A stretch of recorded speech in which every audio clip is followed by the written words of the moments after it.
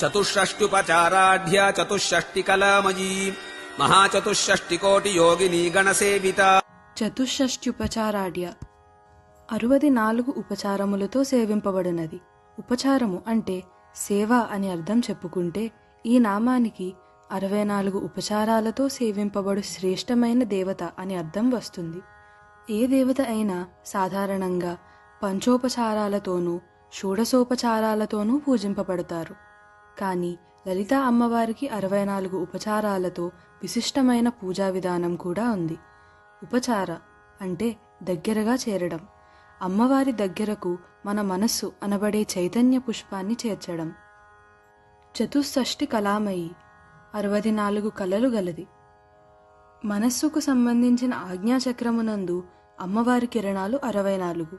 వీటిని అమ్మవారి 64 కళలు అంటారు. మహాచతుషష్టి కోటి యోగిని గణసేవిత గొప్పదైన 64 కోట్ల యోగిని బృందముచే సేవింపబడినది. ఒకసారి శ్రీ శంకరాచార్యుల వారికి లలిత అమ్మవారు 64 కళలతో 64 కోట్ల యోగిని దేవతలో 64 ఉపచారాలు చేస్తూ ఉన్న రూపముతో దర్శనమిచ్చారు. శ్రీచక్రము యొక్క ప్రథమ ఆవరణమైన భూపురం మధ్యలో 8 మంది దేవతలు, వారికి ఇటూ అటు 10 చెప్పున ఆవరణ దేవతలు, మొత్తం 28 మంది ఉంటారు. మధ్యలో ఉండే 8 మంది పేర్లు బ్రహ్మి, మహేశ్వరి, కౌమారి, వైష్ణవి, వారాహి, మాహేంద్రి, చాముండి, మహాలక్ష్మి. వీరిలో ఒక్కొక్కరికి 8 చెప్పున అక్షోభ్యారి అంశభూత శక్తి దేవతలు ఉంటారు.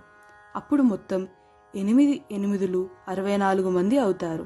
ఈ 64 మందికి ఒక్కొక్కరికి 1 కోటి చెప్పున మొత్తం 64 కోట్ల యోగిని గణం ఉంటారు. వీరు మహాశక్తి సంపన్నులు. వీరిచే అమ్మవారు సేవింపబడుతుంది. చతుషష్ట్యుపచారాఢ్య చతుషష్టికలామయీ మహాచతుషష్టికోటి యోగిని గణసేవిత.